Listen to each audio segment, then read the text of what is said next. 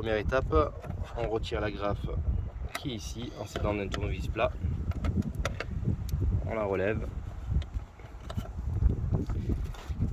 Et ici, vous avez une petite languette à appuyer afin de pouvoir retirer le premier plastique.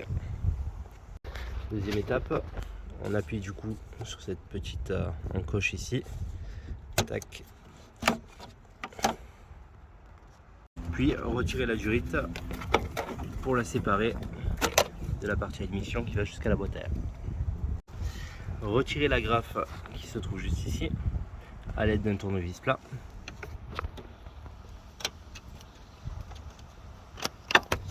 Puis retirer le cache plastique en tirant dessus.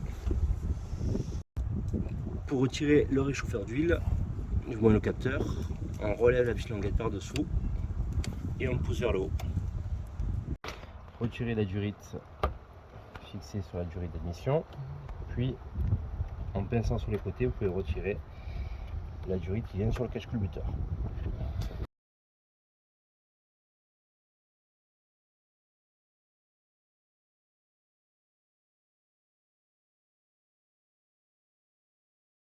Retirez le retour de vapeur d'essence en appuyant sur les côtés et en tirant votre durite vers l'arrière afin de la sortir du logement.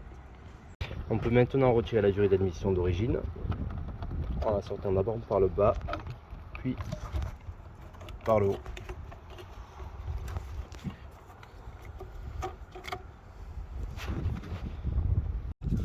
On va maintenant retirer cette durite d'admission avec donc une douille de 10. On enlève cette première vis.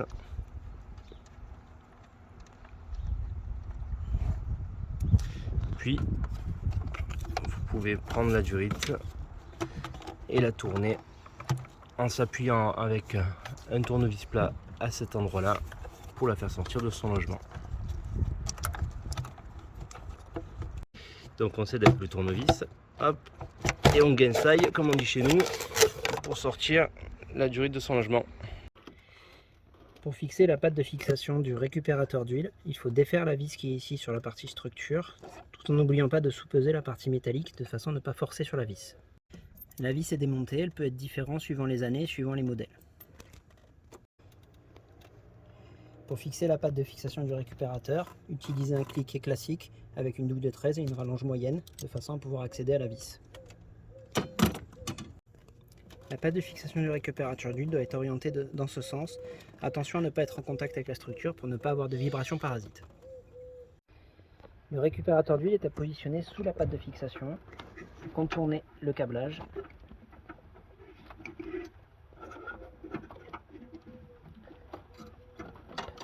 Vous venez par-dessus et vous fixez avec les vis fournies dans le kit. Sur la durite culasse, le logo GT Intech doit être placé vers le haut et vous devez l'emboîter comme ceci. Rapportez le raccord 19-19, puis mettre la durite en 19 mm et la prépositionner. Ensuite, nous prenons le repiquage bas moteur et on vient emmancher la durite de 16 à l'intérieur. Pensez à appuyer sur les côtés de façon à avoir suffisamment de place pour l'emmancher.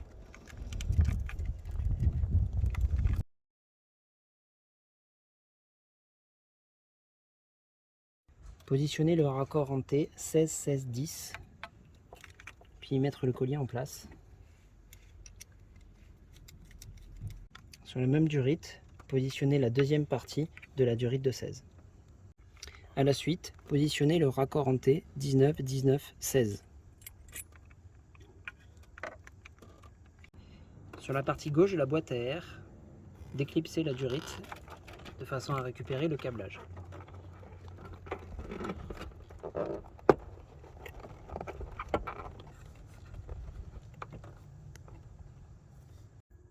Sur la durite, enclenchez le raccord 10-10 fourni.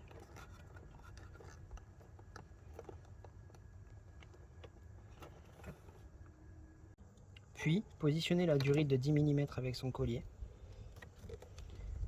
et la faire cheminer le long de la boîte à air.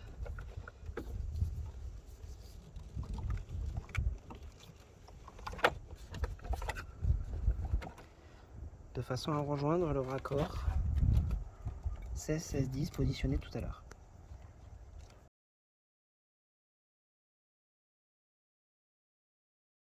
Maintenant, on va positionner la durite turbo spécifique au kit 155 et 150 chevaux. On la positionne de façon à avoir le logo GT Intech vers le haut et on la fixe avec le collier fourni.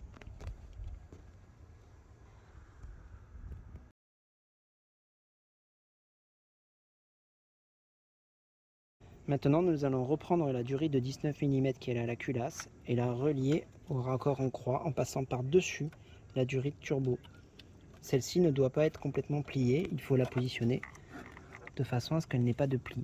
Elle ne doit pas leur laisser passer l'air.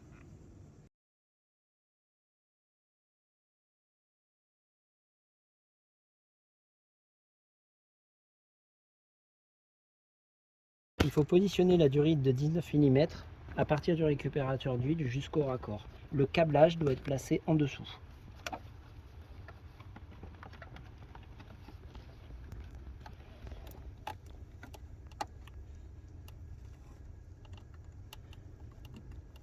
Maintenant, nous allons positionner la durite de retour de récupérateur d'huile jusqu'à la durite turbo. Pour cela, il faut passer la durite sous la batterie.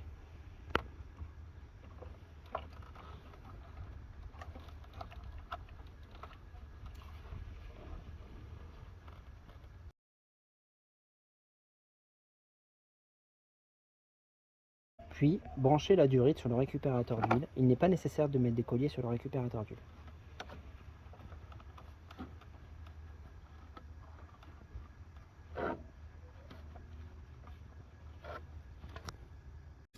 Positionnez la durite qui revient du récupérateur d'huile directement sur la durite turbo et serrer avec son collier fourni.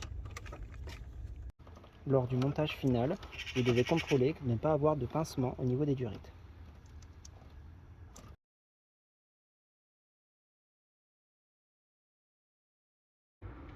Positionnez le rond en alu sur la durite turbo de façon à ce que ce soit rentré d'environ 1 cm. Puis, positionnez le collier et le serrez. Étape finale, positionnez le filtre GT Intake directement sur le rond en aluminium. Le filtre ne doit être en contact avec aucun élément de la carrosserie et ne doit pas être en contact avec le raccord qui est en dessous.